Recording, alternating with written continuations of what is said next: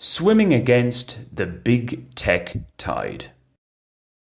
I recently wrote about how big nanny state has facilitated a tendency amongst some in society to forgo growing up and taking responsibility. Leave everything up to me, little ones. Simply submit, follow the rules, however arbitrary many may seem, and off with you to enjoy your highly regulated lives. Cosily tucked up with Big Nanny State in her warm global bed is Big Tech, monitoring everything from our sleeping patterns and what we eat for breakfast to our favourite pastimes and guilty pleasures. While this might appear a rather clandestine undertaking, the reality is it isn't. The virtual world that practically all in higher income countries plus the middle classes elsewhere have signed up to with countless usernames and passwords means we have voluntarily, or at least it was voluntarily initially, invited big tech and its associates into our lives. And while some folk seem fairly blasé about this, there does appear to be pushback fomenting in other quarters. The question is, shy of a system overthrow or a complete retreat from society, how does one go about living in the 21st century whilst endorsing minimalist technological use? Unless you're already a made man, woman, or whatever you wish to call yourself these days, not having the likes of WhatsApp and or an email account together with being connected to the internet 24/7 leaves you at a distinct disadvantage. And even if you are comfortably settled on Easy Street, this doesn't mean you can effortlessly free yourself from big tech's dominance. Many services, from the world of finance to dining and everything else in between, now expect the user to be equipped with a smartphone, a device that tends to sap any modicum of intelligence from said user. All of this is supposedly being done in the name of convenience. Fair enough, if you can do everything from the comfort of your own home or wherever, there's something to be said for that.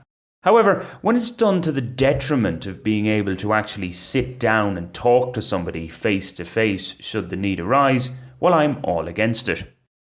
Just one manifestation of this, something that, thankfully, rarely affects me in my modest existence in Colombia, is the switch to QR code menus and such like in restaurants. Some people think this is a wonderful development. For one, in the pandemic pandemonium where each fellow human being is seen as a grim reaper, it takes away one potential area of contagion, the handling of reused menus.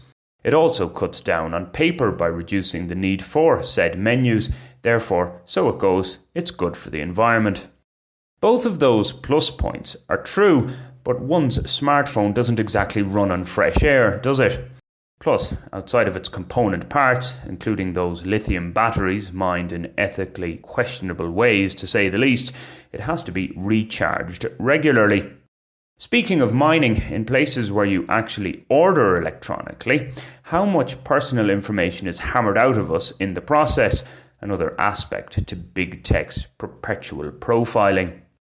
In the realm of finance, so far my bank in Colombia, Banco Caja Social, hasn't forced me to go fully mobile. Indeed, in some regards, this particular institution is too archaic and overly bureaucratic. Nonetheless, when it comes to money, you can't be too careful all the same. In contrast, the only bank I currently do business with in Ireland, Bank of Ireland UK in Belfast, more or less forced me recently to download its app in order to continue having access to my account. Come on guys, there are only so many apps a bog standard smartphone can hold. The net result of this move to mobile is that it leaves us at the mercy of a faceless big tech. Technology is the master. To borrow, in a way, from Winston Churchill, never has so much power been in the hands of so few, controlling so many. Call me, if you will, a contrarian conservative fearful of what amounts to nothing more than innocent and innovative change.